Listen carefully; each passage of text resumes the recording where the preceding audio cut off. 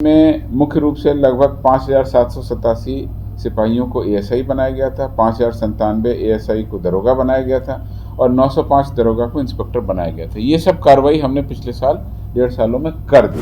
3,000 युवक पदाधिकारियों को लगभग कार्यकारी प्रभार देने की स्थिति में आ जाएंगे। सभी की सर्विस बुक, सेवा रिकॉर्ड, अभिलेख सब मंगाए गए हैं, उसकी गहन छानबीन कर रही है। डीएमपी के भी 2,176 पुलिस पदाधिकारियों को स्तर पर का प्रभार दिया गया था।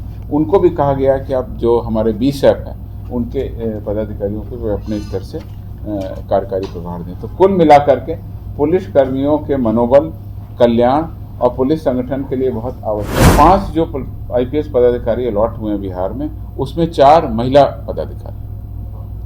और इनके बारे में मैं जानकारी दे दूं, इनकी क्या शैक्षणिक योग्यता है और क्या इनका राज्य है और किस जिले में ट्रेनिंग करने जा रहे हैं, ये भी हमारे। नई भर्ती के बारे में हम शीघ्र ही आपको बताएंगे। बहुत तेज़ी से काम चल रहा है। जब कुछ स्थिति आएगी तो हम आपको बहुत सारी कार्रवाई की जा रही है। आपको बताया कि साइबर को लेकर के हमने पुलिस प्रदर्शनी भी लगाई है और जानकारी ही बचाव है। हम इस सिद्धांत पर भी काम कर रहे हैं। बिहार पुलिस के एडीजी जेएस कंगवार ने आज प्रेस कॉन्फ्रेंस किया है। जी हां, प्रेस कॉन्फ्रेंस कर उन्होंने जानकारी दी है कि बिहार को और नए आईपीएस अधिकारी मिल गए हैं जिनका ट्रेनिंग पूरा हो गया है। जल्दी उन्हें जिले दे दिए जाएंगे, जिसके बाद क्राइम व्यवस्था पर रोकथाम और लगाव जरूर होगा। जी हां, पुलिस महानिदेशक मुख्यालय जेएस कंगवार ने कहा है कि 1 महीने के अंदर 3,000 पुलिस पदाधिकारियों को भी पदोन्नति दी जाएगी। बिहार को 5 नए आईपीएस मिले हैं जिनका राजगीर में ट्रेनिंग पूरा हो गया है और अब उन्हें जिले में 8 महीने के लिए भेजा जा रहा है। जिलों में 8 महीने का प्रशिक्षण पूरा करने के बाद हैदराबाद में ट्रेनिंग के लिए जाएंगे, फिर इनकी पोस्टिंग कर दी जाएगी। दिन में श्रुति शैलेजा आईपीएस वैशाली में, संकेत कुमार आईपीएस सारण में, सुश्री गरिमा आईपीएस मुजफ्फरपुर में, श्रुति साक्षी आईपीएस बेगूसराय में और सुश्री कोमल मीना आईपीएस को दरभंगा में भेजा जा रहा है। सोनपुर मेले में लगे पुलिस प्रदर्शनी में जनसंवाद कार्यक्रम आयोजित होगा, जिसमें वरीय पुलिस पदाधिकारी जागरूकता संदेश देंगे। वहीं सोनपुर मेले में बिहार पुलिस के द्वारा प्रदर्शनी लगाई गई है, जिसमें मद्य निषेध, अग्निशामक एवं अन्य स्टॉल लगाकर लोगों को जागरूक करने का काम किया जा रहा है। जी हाँ, ये तमाम बातें जेएस कंगवार ने प्रेस कॉन्फ्रेंस कर लोगों को बताई है। क्या कुछ कह रहे हैं बिहार पुलिस एडीजी जेएस कंगवार, वो जरा सुने आप लोग। सबसे पहले, जैसे आपको पता है, सोनपुर मेला 2024 का विधिवत उद्घाटन हो गया है। इसमें दिनांक 18 नवंबर को पुलिस महानिदेशक बिहार के द्वारा बिहार पुलिस प्रदर्शनी का भी विधिवत उद्घाटन कर दिया गया है। इसमें बिहार के विभिन्न प्रभागों द्वारा स्टॉल लगाया गया है, विभिन्न विषयों पर आमजनों को जानकारी दी जा रही है, उन्हें पैम्पलेट भी वितरित किया जा रहा है। तो इसके बारे में आपको जानकारी देते हैं। इस वर्ष भी बहुत सारे पैम्पलेट बनाए गए हैं, जिसमें कि आपको मैं बता दूं किस तरह से बिहार पुलिस बलात्कार से संबंधित कानूनी कार्रवाई और अनुसूचित जाति जनजाति अत्याचार से संबंधित मामले, पॉक्सो एक्ट से संबंधित लैंगिक अपराध से संबंधित क्या हो रहा है, साक्षी सुरक्षा योजना पीड़ित महिलाओं का जो अधिकार है उससे संबंधित है, मानव व्यापार निरोधक इकाई के द्वारा यानी ह्यूमन ट्रैफिकिंग से रिलेटेड क्या कार्रवाई की जा रही है, कार्यस्थल पर महिलाओं का जो यौन शोषण होता है उससे संबंधित बुकलेट, और इसके अलावा डायन प्रथा प्रतिषेध अधिनियम के बारे में जानकारी, तेजाब से जो हमला होता है उसके बारे में क्या कानूनी प्रक्रिया है, क्या नियम है, सारा इसमें दिया हुआ है। दहेज निरोध अधिनियम के बारे में भी पूरी जानकारी, किस तरह से आप मदद ले सकते हैं, सब बारे में जानकारी दी गई। और साथ ही साथ 3 महत्वपूर्ण विषय, जिसमें शराबबंदी, शराब मुक्त बिहार, स्वस्थ समृद्ध बिहार, इसके बारे में भी विस्तृत जानकारी दी गई है। और लास्ट में ये भी दिया गया किस तरह से शराब पीने के दुष्परिणाम होते हैं। यानी शराबबंदी को लेकर के पूरी बुकलेट वहाँ पर रखी गई है बिहार पुलिस प्रदर्शनी में, जिसका कि आम जन लाभ उठा रहे हैं। और आप मीडिया कर्मियों से अनुरोध है कि आप लोग भी उसका भ्रमण करें और इस सब के बारे में आम जनता को अवगत भी कराएं। इसके अलावा बिहार के डायल 112 किस तरीके से सुविधा दे रही है, उसके बारे में बहुत ही संक्षिप्त लेकिन इफेक्टिव एक हमने पैम्पलेट बनाया। बिहार पुलिस प्रदर्शनी के पार्ट में जो अग्निशमन सेवा है उनको भी हमने लगाया, और खलिहान में किस तरीके से अग्निशमन यानी आग नहीं लगे उसकी सुरक्षा के क्या उपाय हो सकते हैं, ये हमारे किसान भाइयों के लिए, ग्रामीण इलाके के जो लोग हैं उनके लिए बहुत लाभप्रद होगा। खेत में जो फसल है उसकी अग्नि सुरक्षा के लिए क्या कर सकते हैं, मवेशियों की आग से सुरक्षा के लिए क्या कर सकते हैं, आग लगी से बचाव के लिए क्या कर सकते हैं, भवनों में अग्नि सुरक्षा के उपाय जाने, गैस सिलेंडर की आग से बहुत हादसे होते रहते हैं, इसके बारे में बहुत संक्षिप्त में सभी लोगों को बताया, हमारी गृहिणियों के लिए काम आएगा। और बहुमंजिली इमारतें, अग्नि सुरक्षा से क्या बचाव और उपाय हो सकते हैं, इन सब विषयों पर आकर्षक पैम्पलेट बना के बिहार पुलिस की प्रदर्शनी का जो स्थल है उसमें रखे गए। पद के प्रभार बहुत सारे पिछले साल दिए थे, उसमें लगभग 11,789 लोगों को एएसआई, दरोगा, इंस्पेक्टर को कार्यकारी प्रभार हमने पिछले 1.5 सालों में करीब दिया था, 2023 में और 24 में अभी तक। इसमें मुख्य रूप से लगभग 5,787 सिपाहियों को एएसआई बनाया गया था, 5,097 एएसआई को दरोगा बनाया गया था और 905 दरोगा को इंस्पेक्टर बनाया गया था। ये सब कार्रवाई हमने पिछले साल 1.5 सालों में कर दी और 11,000 से ज़्यादा लोगों को हमने प्रमोशन दे दिया। वर्तमान में भी हम अब उस प्रक्रिया की पुनः समीक्षा कर रहे हैं, कुछ और लोग भी रिटायर हो गए हैं और अब शीघ्र ही हम विहित प्रक्रिया के अनुसार लगभग 1 माह के अंदर में 3,000 युवक पदाधिकारियों को लगभग कार्यकारी प्रभार देने की स्थिति में आ जाएंगे। सभी की सर्विस बुक, सेवा रिकॉर्ड, अभिलेख सब मंगाए गए हैं, उसकी गहन छानबीन कर रही है। और इसके अलावा हमने पिछली बार बीएमपी के भी 2,176 पुलिस पदाधिकारियों को स्तर पर का प्रभार दिया गया था, उनको भी कहा गया कि अब जो हमारे बीएसएफ है उनके पदाधिकारियों को वे अपने स्तर से कार्यकारी प्रभार दें। तो कुल मिलाकर के पुलिस कर्मियों के मनोबल, कल्याण और पुलिस संगठन के लिए बहुत आवश्यक है कि उनको उच्चतर प्रभार मिले, हायर रैंक में काम करने का मौका मिले। तो लगभग 3,000 के आसपास युवक पदाधिकारियों को हमारी ऐसी आशा है कि हम सारे सर्विस रिकॉर्ड स्क्रीन करेंगे तो 3,000 लोगों को और हम प्रोन्नति दे सकेंगे जो इधर हाल में वैकेंसी हो। तीसरा विषय ये है कि नए बैच के आईपीएस पदाधिकारी बिहार को अलॉट हो गए। 5 आईपीएस पदाधिकारी बिहार में योगदान दे दिए। इनका प्रशिक्षण अभी हमारी जो स्टेट पुलिस एकेडमी राजगीर में है, बिहार पुलिस एकेडमी, उसमें ये लोग प्रशिक्षण प्राप्त कर रहे हैं और इसके बाद ये लोग जिला के लिए प्रशिक्षण में जाएंगे। अब इनकी डिस्ट्रिक्ट ट्रेनिंग होगी, डिस्ट्रिक्ट ट्रेनिंग के बाद में इनका इवैल्यूएशन होगा, फिर ये पुलिस एकेडमी हैदराबाद जाएंगे और वहाँ से फिर वापस आकर के इनकी रेगुलर पोस्टिंग होगी। मैं इनके बारे में संक्षिप्त जानकारी देना चाह रहा हूँ।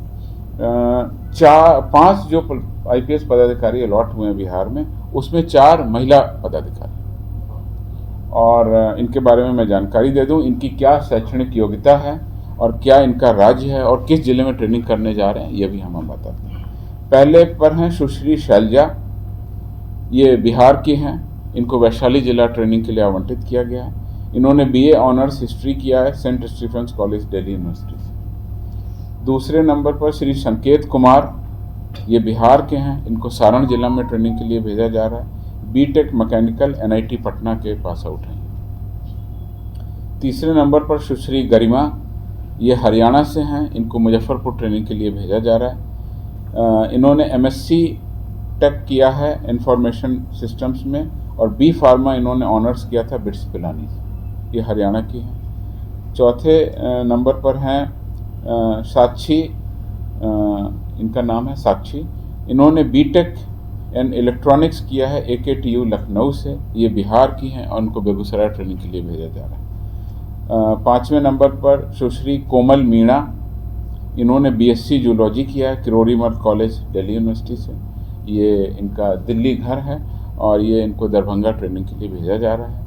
इसमें से 3 लोग जो हैं वो 4 लोग 2022 बैच के, 2023 बैच के, सभी लोग इस साल हमारे बिहार में योगदान किए और शीघ्र ही ये जब ट्रेनिंग पूरी करेंगे तो बिहार को इनका और नया काम हम कर रहे हैं, उसके बारे में आज आपको जानकारी देनी है। पिछली बार भी हमने शुरू किया था, इस बार उसको और व्यापक तरीके से कर रहे हैं। पिछली बार हमने पूरे जो 1 महीने का मेला का अवधि था, सोनपुर मेला का, 30/11/2023 से 23/12/2023 तक कुल 24 दिनों में हमने जन संवाद के कार्यक्रम आयोजित किए थे और इसमें कई पुलिस अधीक्षक स्तर के पदाधिकारियों को भौतिक रूप से या ऑनलाइन स्तर से हमने ज्वाइन किया था और इसमें करीब 2,60,000 व्यक्तियों ने सोशल मीडिया माध्यम से इन जन संवाद का लाभ उठाया था। इस बार भी हम आज से शुरुआत कर रहे हैं और इसमें एक जन संवाद कार्यक्रम प्रतिदिन हम लोग शुरू कर रहे हैं। इसे फेसबुक लाइव भी हम कर रहे हैं, तो फेसबुक लाइव के माध्यम से बिहार पुलिस के सोशल मीडिया हैंडल्स पर भी हम डाल रहे हैं, प्रसारित कर रहे हैं और इस प्रसारित वीडियो का एक शॉर्ट रील्स या शॉर्ट वीडियो बना करके भी हम अपने सोशल मीडिया पर पोस्ट करेंगे, जिससे कि आम जनता इससे लाभ उठा सके। इसमें जो महत्वपूर्ण विषय हैं, 13 विषय हमने चिन्हित किए हैं। हर विषय में कौन पुलिस अधीक्षक इसके लिए क्या जागरूकता का काम करेगा, वो भी हमने इस प्रेस नोट में डाला। मैं आपको संक्षेप में बता दूं, जैसे मद्य निषेध और पूर्ण नशाबंदी के संबंध में जानकारी एवं जागरूकता, पुलिस अधीक्षक मद्य निषेध देंगे। यातायात के संबंध में जागरूकता, पुलिस अधीक्षक यातायात। सांप्रदायिक सौहार्द हेतु जन सहयोग के माध्यम से जागरूकता, पुलिस अधीक्षक विधि व्यवस्था और विशेष शाखा। सोशल मीडिया के बारे में पुलिस महानिरीक्षक के सहायक कल्याण। डायल 112 के बारे में DIG ERSS। हर्ष फायरिंग और भूमि विवाद के जो मामले हैं उसके संबंध में जागरूकता हेतु पुलिस अधीक्षक विधि व्यवस्था। रेलवे सुरक्षा के संबंध में पुलिस उप महानिरीक्षक रेलवे। साइबर अपराध से संबंधित जागरूकता के लिए पुलिस अधीक्षक साइबर। व्हाट्सएप ग्रुप के माध्यम से कम्युनिटी पुलिसिंग के बारे में पुलिस अधीक्षक सारण। नए आपराधिक कानून जो अब देश में लागू हो गए हैं उसके बारे में जागरूकता के लिए पुलिस अधीक्षक अपराध CID।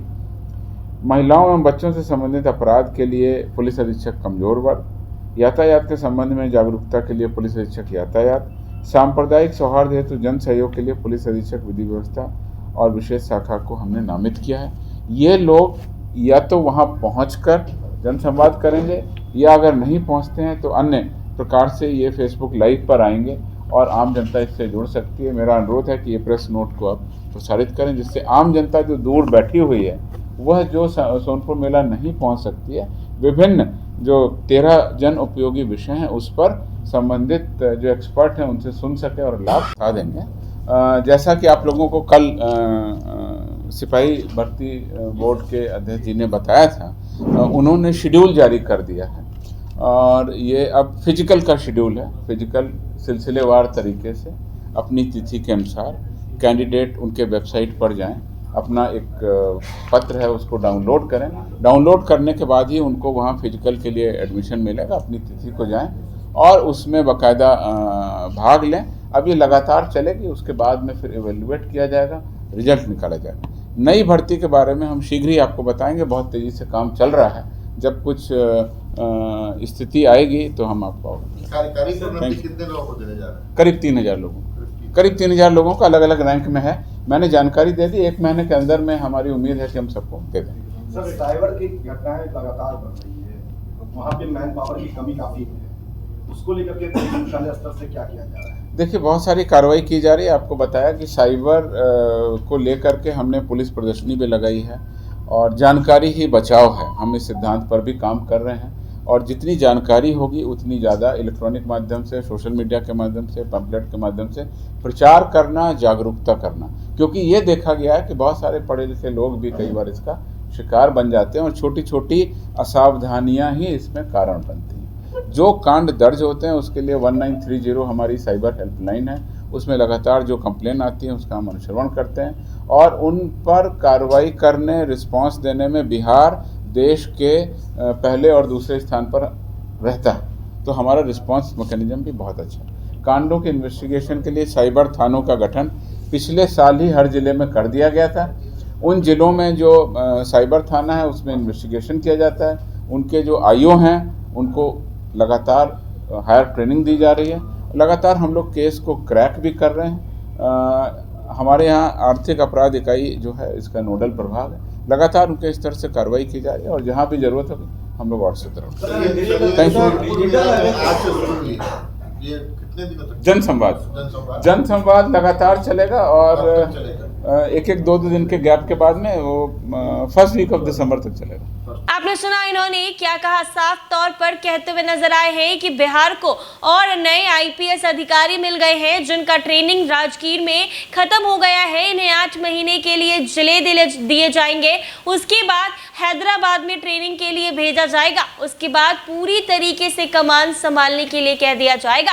ऐसे में इसके साथ ही जेएस गंगवार ने यह भी बताया है कि पुलिस पदाधिकारियों को जल्द ही प्रमोशन भी मिलने वाला है। जी हाँ, इसके साथ ही सोनपुर मेले में भी पुलिस की तरफ से प्रदर्शनी लगाई जाएगी। ऐसे ही तमाम अपडेट्स के लिए बने रहे NBC 24 पर।